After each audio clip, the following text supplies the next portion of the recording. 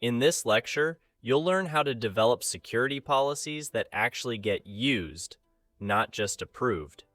You'll discover what makes a policy actionable, relevant, and enforceable across your organization. By the end, you'll be able to write and guide policies that protect the business without slowing it down. You've probably seen policies that are either too vague to enforce or too rigid to follow. As a security leader, your role is to strike a balance between strategic intent and practical usability. A well-developed policy becomes your anchor for security controls, training programs, audits, and risk treatment decisions. If you get this right, you'll drive consistency, clarity, and accountability. As a security leader, your job isn't just to write policies. It's to make them work in the real world. That starts with understanding what makes a policy truly effective. First, it needs to be clear and easy to understand. If your employees or technical teams have to decode the meaning, compliance will be inconsistent at best. Next, your policy must be actionable, not just aspirational. It should provide specific direction, not just broad intentions. Think of it as a guidepost for behavior and decision-making, not a vague statement of good intentions. An effective policy also needs to be aligned with your business goals and risk appetite. You're not writing it in isolation. You're anchoring it to what the organization is trying to achieve and what level of risk it's willing to accept. That alignment gives your policy strategic weight and relevance during audits, incidents, or governance discussions. Finally, the policy must be measurable and enforceable. You need to be able to track compliance, identify violations, and take corrective action when needed. Without that accountability, even a well-written policy loses its influence. You'll also explore some common reasons why policies fail, like using outdated language, lacking clear ownership, or creating rules that don't reflect how people actually work or what tools they use. These gaps lead to poor adoption, confusion, or worse, a false sense of security. Your role is to bridge that gap by developing policies that protect, empower, and align with how your organization really operates.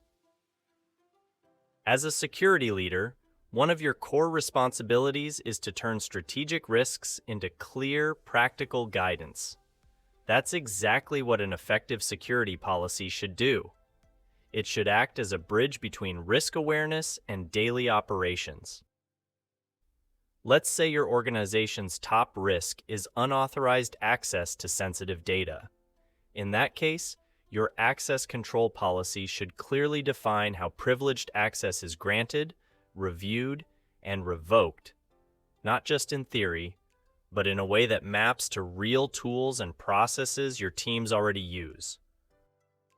Or perhaps your risk stems from unmonitored SaaS application usage, often called shadow IT. Rather than simply flagging it, you'd develop a cloud access and usage policy and connect it with enforcement tools like Microsoft Defender for cloud apps. In both examples, you're not just documenting expectations. You're designing guardrails that are aligned with business priorities and risk tolerance. This is where policy becomes more than a document. It becomes your risk control playbook, giving your organization the structure it needs to act confidently and consistently when facing security decisions. To lead an effective security program, you need to structure your policies in a way that makes sense across your entire organization. That means creating a clear policy hierarchy, one that brings both visibility and order. At the top, you'll define enterprise-wide policies like your acceptable use policy or data classification policy. These apply to everyone in the organization and set the foundation for how information and technology are expected to be used and protected. Next, You'll develop domain-specific policies tailored to individual areas like network security, email usage, or endpoint protection. These go deeper and give specific teams the direction they need for daily operations and control implementation. Finally, you'll support these policies with detailed standards and procedures, the how-to documents that turn intent into action. These are especially useful for technical teams who need to follow consistent steps for configuration, access control, or monitoring. Along the way, you'll also define policy scope, assign ownership, and set review timelines so that every policy stays current, relevant, and aligned with business goals. Your ability to create and maintain this structure will ensure that policies don't just exist. They guide, protect, and adapt alongside your organization. You can write the most comprehensive and well-intentioned policy, but if people don't follow it, it holds little value. As a security leader, your job is to make policies stick by designing them with the people who need to follow them in mind.